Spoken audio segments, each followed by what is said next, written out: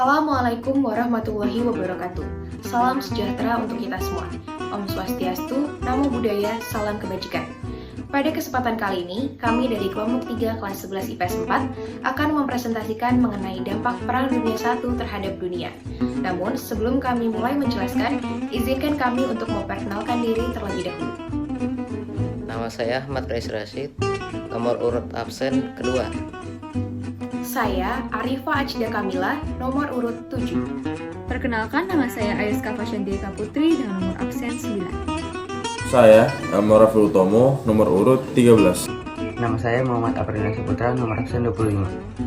Nama saya Netanya Lois Simbolon, absen 30. Nama saya Kotrina Dastiohani dengan nomor absen 32. Yang pertama, terdapat penyebaran flu Spanyol.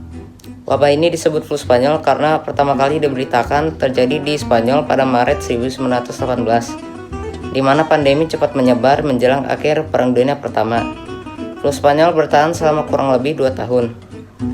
Pandemi flu Spanyol menyebar ke seluruh penjuru dunia, hingga sepertiga populasi dunia pada kala itu terjangkit penyakit ini. Penyebaran flu Spanyol tidak bisa lepas dari dampak Perang Dunia Pertama. Kondisi perang seperti pergerakan massa tentara dan pengungsi membuat pandemi influenza paling mematikan di dunia ini tersebar luas dengan cepat.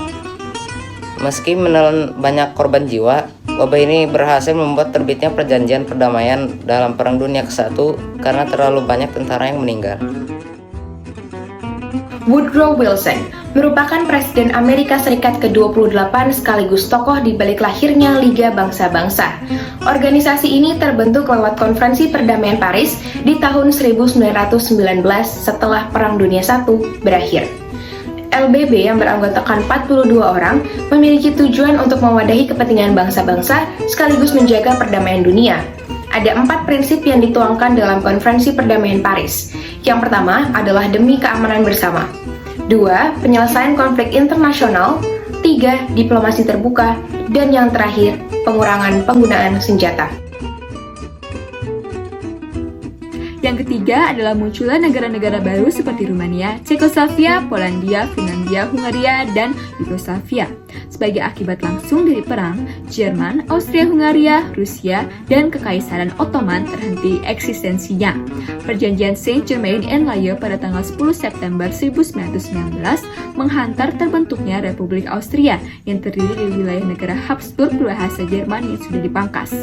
Kekaisaran Austria menyerahkan tanah kerajaan ke negara pengganti yang baru terbentuk seperti Cekoslovakia, Polandia, serta kerajaan Slovenia, Kroasia, dan Serbia yang dinamai ulang Yugoslavia pada tahun 1929. Negara tersebut juga melepaskan Tirol Selatan, Trieste, Trentino, dan Istria ke Italia, dan Bukovina ke Rumania.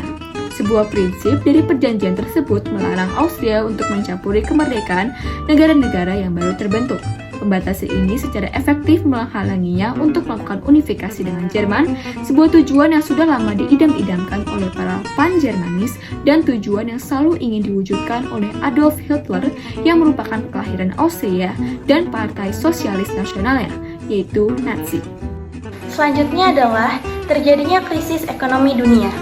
Terjadinya krisis ekonomi dunia yang dikenal dengan krisis Malais diakibatkan oleh hancurnya sektor perekonomian milik Amerika Serikat ketika harga saham secara perlahan-lahan terus menurun.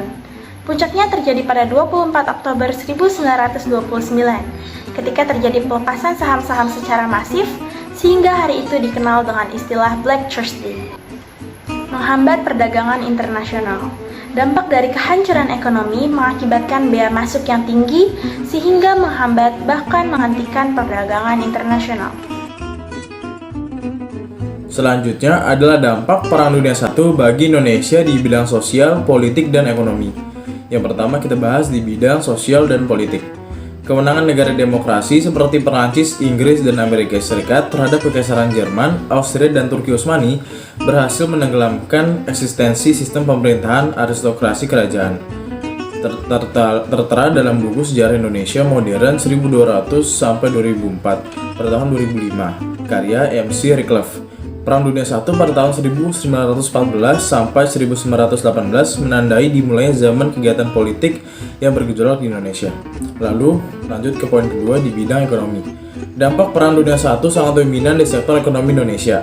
Pelayaran dan komunikasi antara Indonesia hingga Eropa terganggu oleh Perang Dunia I, sehingga menghambat kegiatan ekspor dan impor komoditas dari Indonesia. Selain itu, anggaran belanja untuk kesejahteraan Indonesia dipangkas oleh Belanda, sehingga menimbulkan kenaikan harga barang dan merosotnya kesejahteraan rakyat. Kegiatan impor yang mengalami gangguan oleh Perang Dunia I berdampak pada perkembangan industri dalam negeri pengganti barang impor. Munculnya teknologi persenjataan. Dampak teknologi Perang Dunia Pertama bagi dunia adalah munculnya teknologi persenjataan. Dalam Perang Dunia Pertama, Jerman menggunakan bahan kimia dan gas dalam peperangan, seperti kapal selam, artileri berat atau Big Bertha, dan pemboman jarak jauh. Teknologi persenjataan ini menyebar hingga ke seluruh dunia dan digunakan sampai sekarang.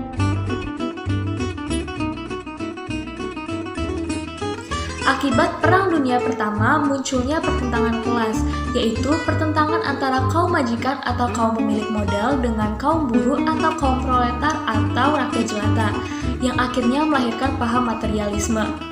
Paham materialisme sendiri adalah pandangan hidup yang semata-mata hanya mencari kesenangan dan kekayaan atau kebendaan merupakan satu-satunya tujuan atau nilai tertinggi.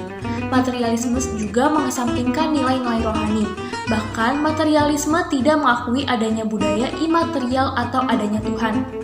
Namun, salah satu tokoh terkenal, Karl Marx, percaya bahwa sebuah kemakmuran akan terjadi jika terjadi masyarakat tanpa kelas. Tapi ternyata di sana muncul pertentangan kelas dan hal itu menimbulkan cukup banyak konflik dan menyebabkan banyaknya kerusuhan.